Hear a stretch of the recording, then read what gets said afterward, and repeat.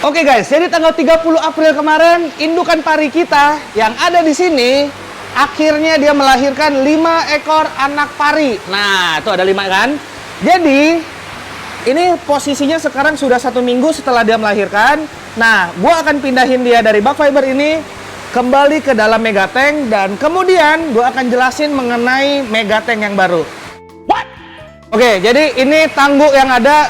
Ini emang kekecilan nih, gue akuin kekecilan, tapi gue belum punya tangguk yang lebih besar. Nanti gue akan beli tangguk yang lebih besar. Jadi sebelumnya kita pindahin dulu, karena ini prosesnya harusnya cepet ya.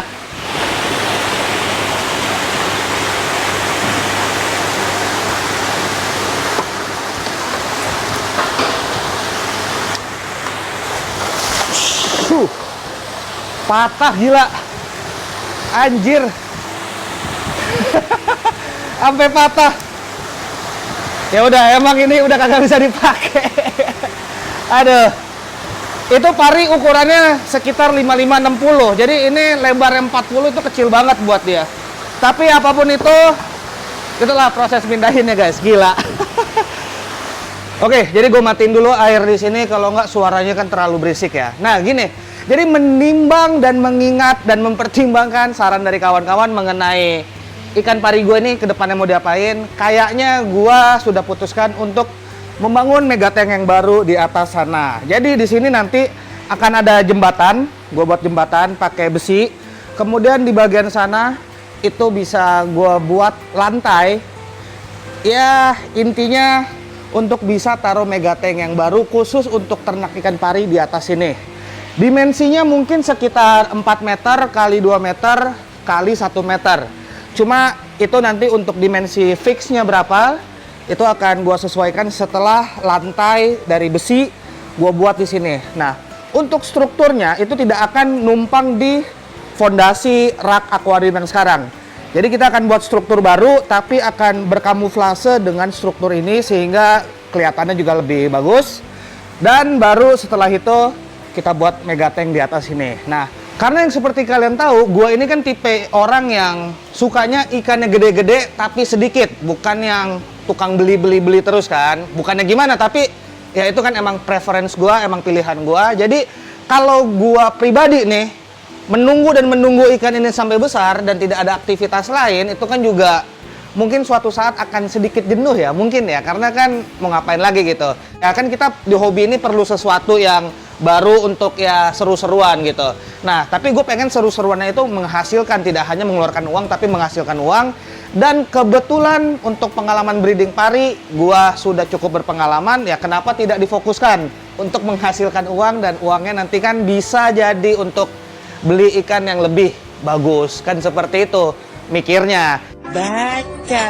Nah, dengan kondisi yang ada sekarang, gue itu udah mempertimbangkan ya, seperti tadi gue bilang, di atas ini tuh yang paling bener, paling simple lah kalau mau gue buat megatank yang baru gitu. Nah, sedangkan kalau di bawah sini, ini kan udah padat ya, karena emang dari awal bagian ini tidak didesain untuk gue ada akuarium atau tank baru gitu.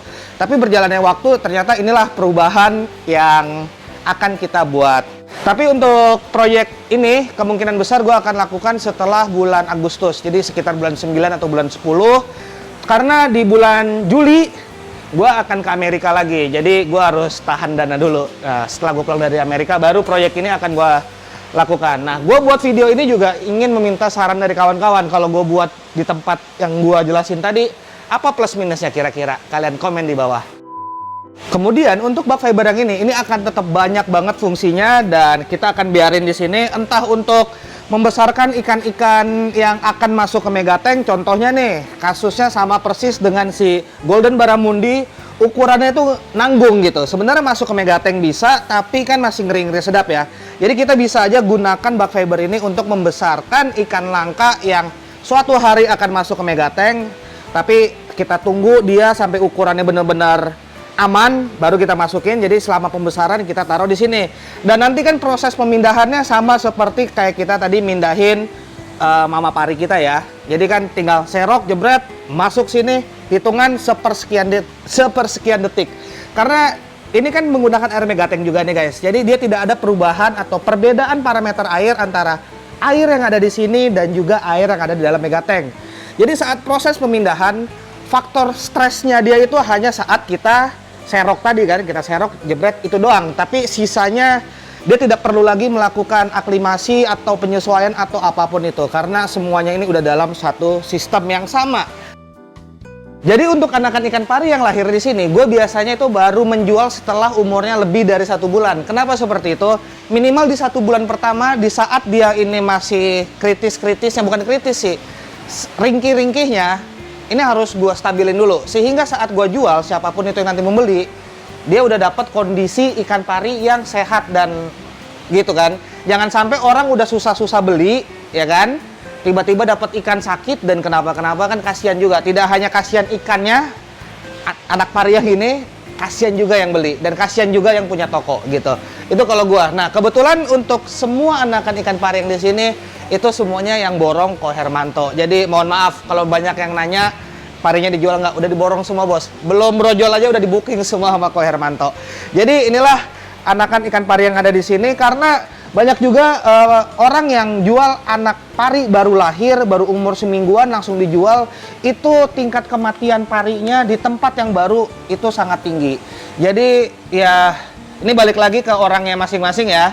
Ada yang mau jual cepet kayak gitu, nggak peduli atau gimana. Kalau gue pribadi, karena sebelum anak pari ini lahir aja, kita kan udah berharap ya. Kita udah berharap ini anaknya ada sekian-sekian supaya ini jangan pula kita sia-siain.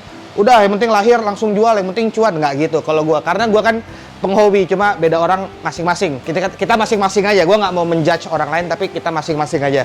Kalau inilah cara gue merekondisi anak pari yang baru lahir. Jadi ini belum gue sexing. Sexing itu menentukan jenis kelaminnya jantan betina. Karena gue rasa ya udah diborong semua juga sama Ko Hermanto. Mau jantan berapa betina berapa diambil angkut kering sama Ko Hermanto. Nanti kita sexingnya saat Ko Hermanto jemput ikan ini. Berarti sekitar 3 mingguan lagi baru ikan ini bisa, atau gue izinkan untuk diambil sama Ko Hermanto. Oke, jadi tadi kita udah kembalikan mama pari ke dalam megatank. Prediksi gue sekitar 3 bulan lagi akan brojol, karena estimasinya nggak akan jauh dari sana. Karena sekali lagi, pari yang baru melahirkan dia masih membawa hormon. Nah, hormonnya itu merangsang si jantan untuk ngawinin lagi.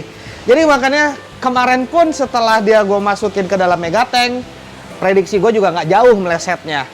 Dia 90 hari hingga 100 hari kemudian brojol lagi. Dan inilah anakan yang brojol. Dan jumlah anaknya itu bisa gue prediksi karena, ya mohon maaf nih, bukannya sombong ya. Sombong amat. Karena gue udah sering ngelihat pari gue itu beranak. Jadi saat dia mengandung, itu kelihatan tuh gede perutnya. Itulah dimana gue bisa mengestimasi ini kira-kira sekitaran sekian nih yang lahir. Dan nggak jauh-jauh melesetnya. Paling melesetnya 1-2 ekor. Tapi ini kebetulan udah 2 kali pas nih. Prediksi gue nggak meleset. Sombong amat.